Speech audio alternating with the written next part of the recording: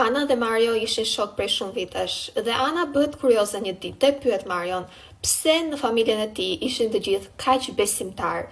Dhe Mario i tregon atë historinë që kishte bërë që familja të i futej fesë dhe fillonte ta praktikonte, ndoshta edhe në mënyrë obsesive, dhe nuk është një histori shumë e lehtë për t'u dëgjuar, por nëse ju pëlqejnë historitë paranormale, mendoj të vërteta, sepse mua më dërgohen nga personat, në këtë rast nga Ana, qëndroni me mua dhe do ju tregoj.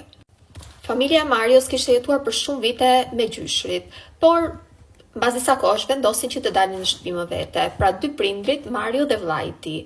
Dhe që ditën e parë që shkojnë tek shtëpia e re, vënë re diçka të çuditshme.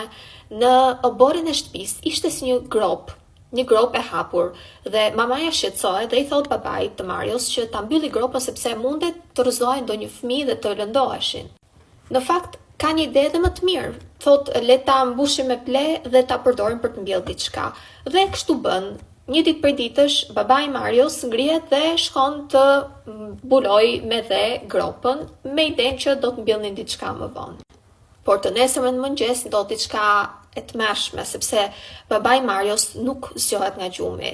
Të gjithë familjarët shqetësohen, lajmërohet ambulanca dhe mjekët konstatojnë që ai ishte gjallë, por ishte në gjendje kome. Duke qenë se ajo njeh personalisht familjen, tregon që i di të gjitha hollësitë dhe e di që janë paguar mjekët më të mirë për të kuptuar se çfarë po ndodhte, pse nga hiçi një person i shëndetshëm kishte rënë në gjendje kome dhe asnjë nga mjekët nuk kishte dhënë dot një shpjegim logjik. Për rreth 1 muaj babai qëndron në koma. Ndërkohë, gjyshja e familjes, pra nëna e babait, i thot një ditë prej ditësh familjarëve që do sillte një grua në shtëpi, një shoqën e saj se donte të shikonte shtëpinë kështu, por nuk i tregon vërtet se çfarë qëllimi kishte kjo gruaja. Dhe gruaja vjen. Gruaja sillet nëpër shtëpi për disa minuta, por rikthehet gjithmonë tek i njëjti vend dhe i ngul syt te i njëjtit vend.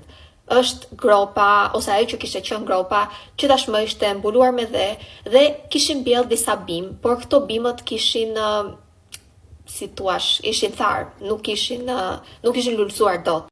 Nëna e Marios si tregon që në fakt çfarëdo lloj gjëje që ata kishin tentuar të mbillnin te ky vend nuk ishte lulëzuar kurrë. Me sa duket, gruaja nuk ishte një person normal, ishte një person që kishte ardhur në shtëpi e kishte dërguar gjyshja me idenë që t'i ndihmonte familjarët sepse kishte aftësi paranormale, dhe në këtë moment kupton që ajo gropa në fakt nuk ishte një grop të sido, po ishte një portal. Dhe në momentin që babai kishte tentuar ta mbyllte, ato krijesat ishin mërzitur dhe për këtë arsye babai ishte tani në gjendje kome.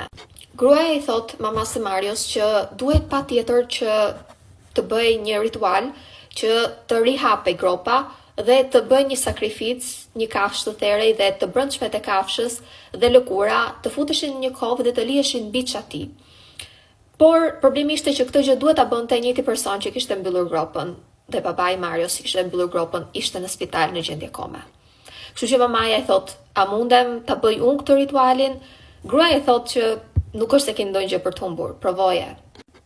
Gruaja e bëri ritualin dhe të nesërmen në mëngjes babai i Marios filloi të hapte sytë dhe të reagonte pak fare, jo shumë, dhe në fakt tregon që rekuperimi ndodhi, por ishte shumë i ngadalt.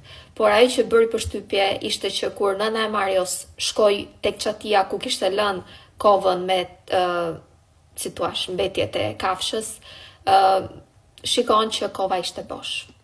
Megjithatë, kjo histori pavarësisht se u mbyll si thua në mënyrë më të mirë të mundshme, sepse babai rekuperoi si thua shëndetin e tij, por prapa ajo thotë që familjarët, edhe pse tani janë kaq besimtarë dhe janë futur fesë, kanë akoma aktivitete paranormale afër tyre, shikojnë gjëra, dëgjojnë gjëra dhe kanë dhe aksidente dhe lëndohen shumë shpesh, sëmuren kot së koti.